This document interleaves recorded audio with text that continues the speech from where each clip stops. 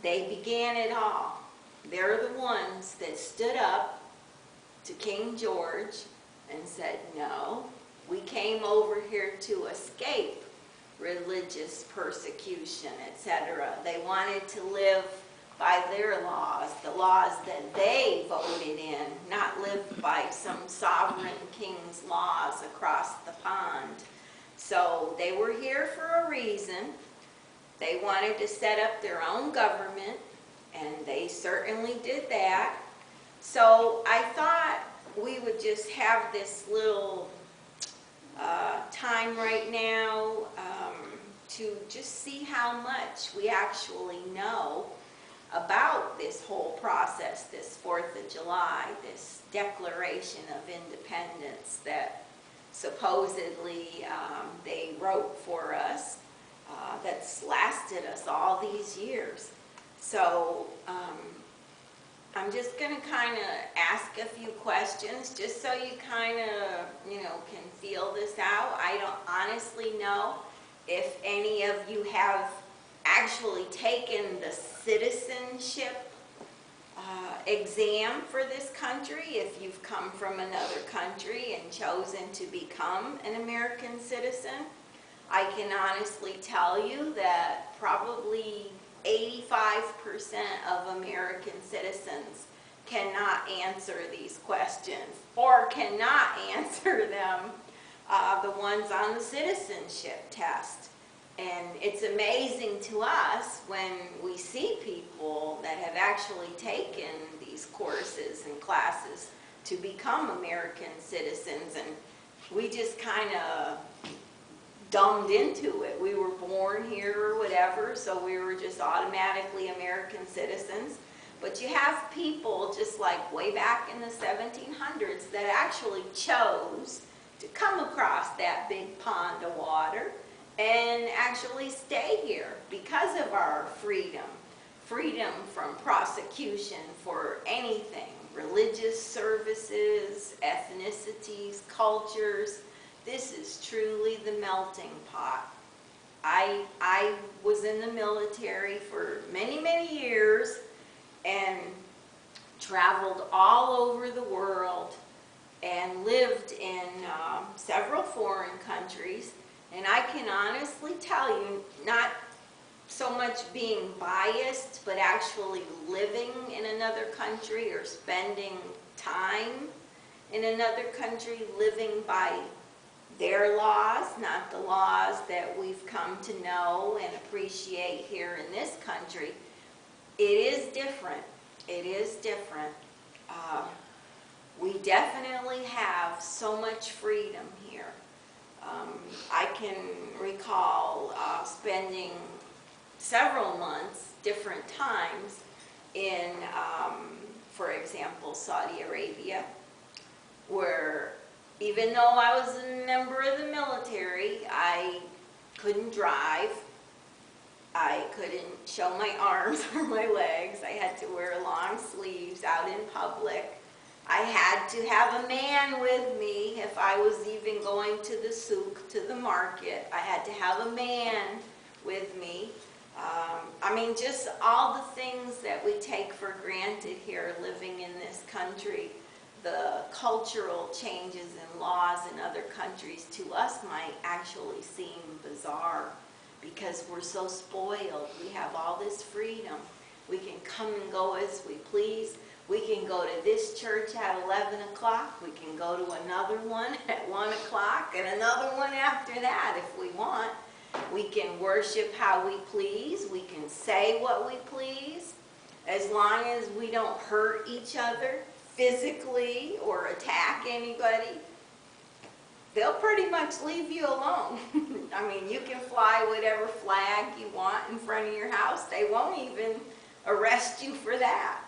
You know, if you want to fly an Italian flag or a French or Canadian flag or whatever, this is the place to do it. I mean, your neighbors might look at you like, you know, but you're free to do it. So this is America. So let me just throw this out here and we'll start. Does anybody know where the first celebration of Independence Day was actually held? Anybody know that off the top of your head? Pennsylvania. Pennsylvania.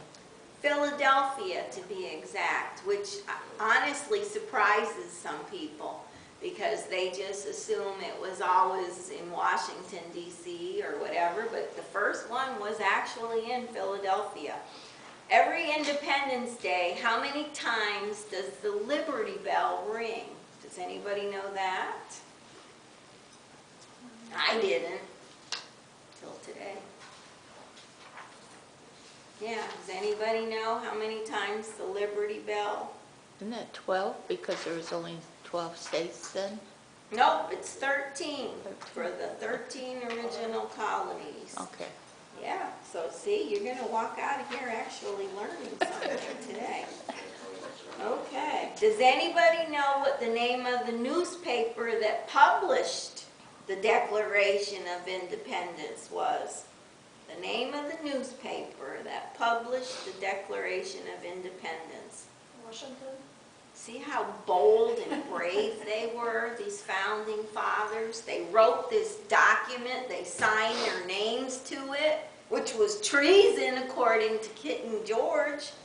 And then they published it in a newspaper, the Pennsylvania Evening Post. And we know that the 4th of July commemorates which document? The Declaration of Independence. So you didn't know you were coming here for a history lesson today. But I figured these are things as Americans, I don't want to just assume we all know, because apparently we don't. And I'm not going to say I knew most of these. What is the proper way to fold the American flag? Does anybody know that? Like which shape it's supposed to end up looking like? And a triangle. A triangle, very good. Which American president was actually born on the 4th of July? And I don't mean Bruce Springsteen or anybody like that. I mean, you know, he was actually born on the 4th of July. An American president. Wow. George Washington. Nope, Calvin Coolidge. Okay. Not one of your all-time greats or favorites, but yeah, he was born on the 4th of July. Which president of the U.S. was the first to host a 4th of July celebration at the White House? Yeah, one of the big ones, one of our founding fathers. And that's a big Thomas Jefferson, if you didn't know that already. I didn't. And this is one probably nobody knows. What's the location of the nation's oldest 4th of July parade? I had no clue about this. The location of the nation's oldest 4th of July parade. Maybe Philadelphia? Bristol, Rhode Island. Who knew, huh? Why? Whatever. Okay. What was the total number of people who signed the Declaration of Independence? Now, mind you, like I remind you, these were some brave souls that affixed their signature to this document. They could have been hung or shot or whatever the British wanted to do to them. So the total number of people who actually signed the Declaration of Independence was 56. Does anybody have a copy of that? I know there's copies out there you can purchase, usually at museums or monuments or something. They have copies of the Declaration of Independence. And we all know this, every July 4th, what food is most commonly consumed? Hot dogs. Hot dogs. And I don't mean just by Joey Chestnut, you know. But yeah, hot dogs. Up to 150 million hot dogs will be eaten today. Yeah. Yep. Yep, that's a lot of wieners. Yep. Where's the Liberty Bell currently located? Philadelphia. That's right, Philadelphia. Wow. Okay, on the Declaration of Independence, who had the largest signature?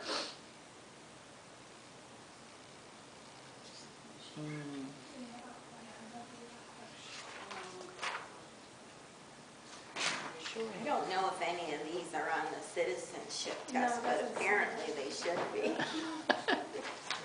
John Hancock, that's why they say, just put your John Hancock here and I we'll was gonna sign say this. that. Okay, which two presidents actually died on the 4th of July in the same year, within hours of each other? Yeah, this is the truth. Abraham Lincoln.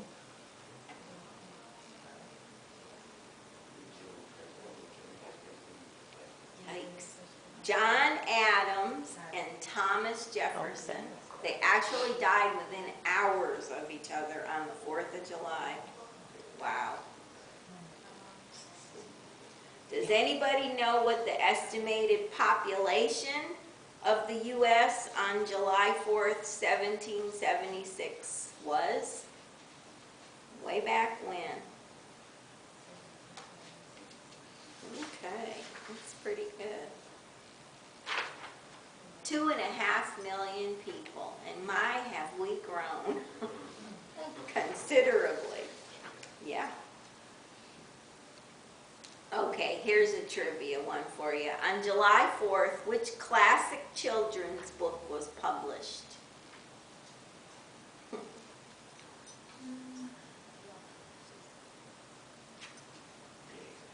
Yeah. Alice's Adventures in Wonderland. Okay. In what year were fireworks first used to celebrate the 4th of July?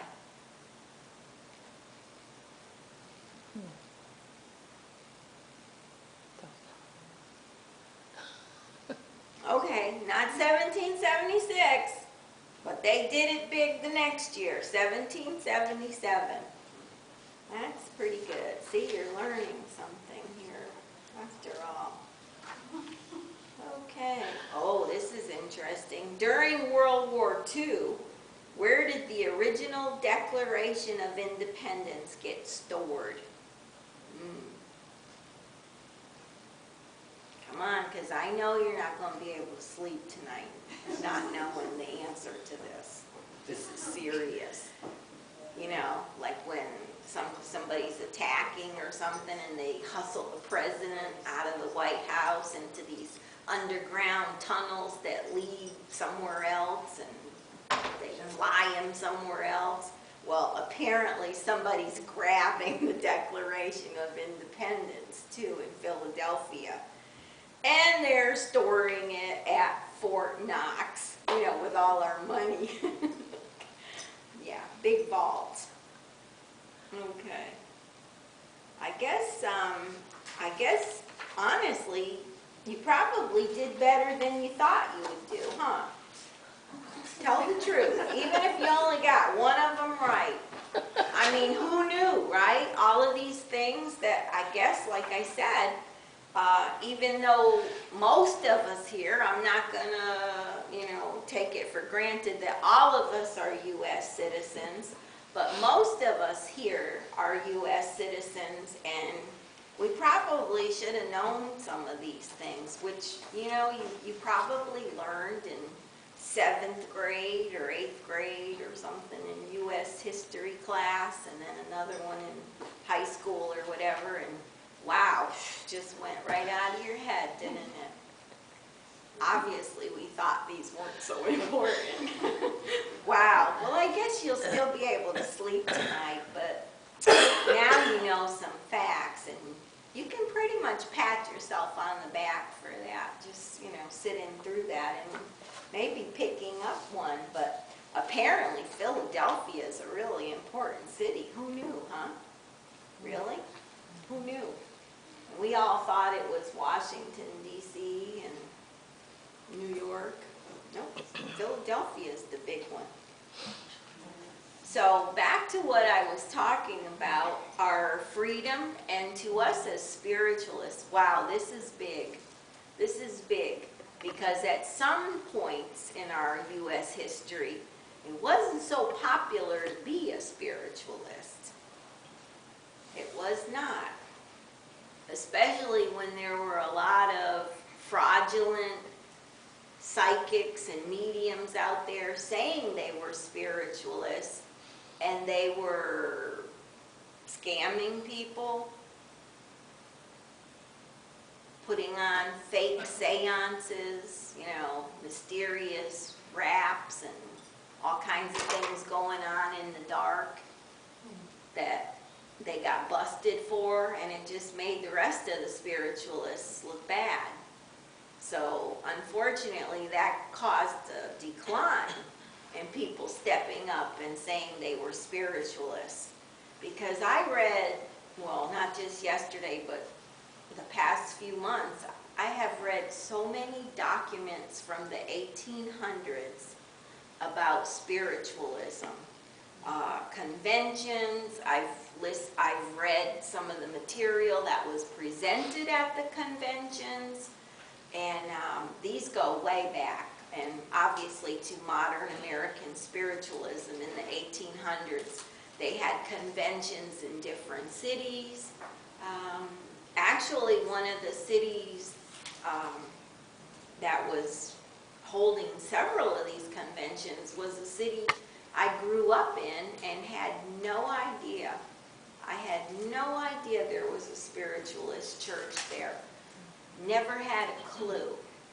And they had actually had annual conventions there. So I went through some of the history of those, some of the speakers that attended, some of the things they brought out at the meetings, talking about spirit communication.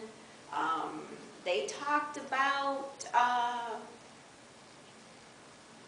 beings on other planets, to be honest. I had never heard about where they were in communication, supposedly, with beings on Saturn and Mars and Venus, that they said there were actually other people there. And this was back in the 1800s, and they claimed to have had communication with these other beings by virtue of spirit communication. They were aware. So these are the kind of things, and I'm not saying this is accurate or fact. It's just some of the things, if you do a little research on modern American spiritualism, you will see, you will find in these documents of annual meetings of spiritualists. But anyway, back to what I was saying about the fraudulent mediums and psychics and people that did table tipping, did seances that were not genuine spiritualists. They were just putting on a show just like anybody else, you know, trying to make some money, whatever, make a living at it through fooling people. And obviously we've come a long way from those days, because that is something that we as spiritualists still frown on, people that are taking advantage of other people through fraudulent means by tricking them, or you see it even now on TV with other mediums or psychics, whatever, that are out in the public, and it's more like they're doing these things for entertainment, or to put on a show, or obviously to make money off of it. They write books, and you know, some of them, they possibly are actually tuning into spirit, and then you have the others that, just like back in the early 1800s, they were just trying to trick people into, you know, passing the plate, whatever, and making some money off of it. So no, that's not where we're at. We've evolved significantly since then, and we know that spiritualism, being the religion it is a science. It is a philosophy, and we do look for ways currently that scientists are proving there is continued life after the so-called death that you experience. You do go on, and it is eternal life. So we are able to embrace that here in America. A church like this, maybe even 100 years ago, wouldn't have been so popular. We'd probably have to hide what we were doing or pretend to be something that we weren't. So America welcomes all cultures, all ethnicities, all religions, all people that come in. And contrary to the things that you hear in the news, most Americans are very welcoming to immigrants. And we know that people are coming here to try to make a better life for their families, not for some other ulterior motive, you know, just to get across the border and get health care or this, that, or the other. They're leaving their families far away to come here on possibly dangerous travels to get to a safe place where they know they're going to be able to provide for their children and their families. So we are not in judgment of these people. All we can do is empathize with them because, like I said, you know, we're fat, dumb, and happy that we just happen to be born here, most of us, and lucked into living in the greatest country in the world. And not everyone has had that blessing or benefit. So on this 4th of July, I just want everybody not just, you know, to pass a little trivia test or quiz, but just to realize how fortunate and blessed you truly are to be sitting here today in these pews and having the freedom to worship as you choose. No one's made you come here. No one makes you go to a certain church. You have that religious freedom. You have that choice to go anywhere you want. And here you are. And our thoughts, our minds are open to embracing you coming in here and learning about spiritualism and what a beautiful religion it is, because we pass no judgment. We pass no judgment. We are not here to judge who's better, the Catholics or the Baptists or, you know, Jewish or Hindu. We're open to everyone. They're welcome to come in here, just like possibly they would welcome you into their church to see how they worship, because it's all one God. Contrary to others' beliefs, we know that it all is one God. We've learned that through Spirit. All roads lead to the one. It doesn't matter which detour you take or exit, we're all going to the one God. So we choose to call that God infinite intelligence, but some do call God, Allah, Yahweh, whatever you want to say. It's all the one. So we welcome you here on the 4th of July, and I do appreciate you taking time, possibly away from your family today, to spend this hour with us, and know that you're appreciated, you're welcomed, and you're blessed to be living in this beautiful country. And I will leave that with you, with those thoughts. And even if you didn't get any of these right, it doesn't matter. You're all true Americans. You're here, you're working together, you're living together, you're coexisting with others so differently from yourself, and yet accept them all. So thank you for being here, and happy 4th of July. So I guess you have to live up to your part of the bargain now and probably eat at least one hot dog today to get to this 150 million point. And I know hot dogs really aren't so good for you, even the all beef or the kosher or whatever. But definitely go on out there and do your part, whether you go to Sonny's or whether you light up your own barbecue grill later. And even if you just roast a couple of weenies and watch the fireworks, it's America, and that's what we're all about. And that's what your military people are spending a lot of holidays and distance away from their own families on the 4th of July.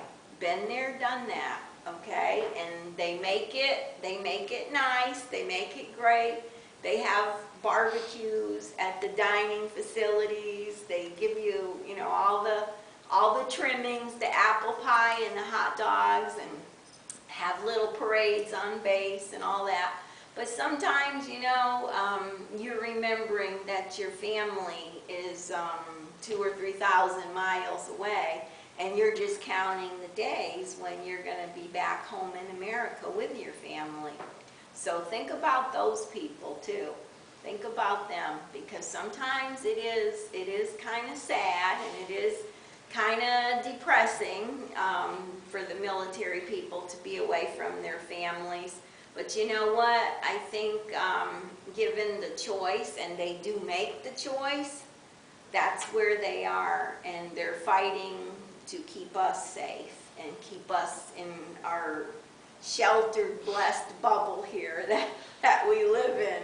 So take the time to remember those soldiers and airmen and sailors and everybody else, you know, whether they're flying high in the sky to protect you or they're patrolling the waters off our shores. Believe me, trust me, the military doesn't let you down. They're there working whether you know they're there or not. So take a moment to give thanks for them and show them your appreciation in some way. And God bless America, and may God continue to bless America. Thank you.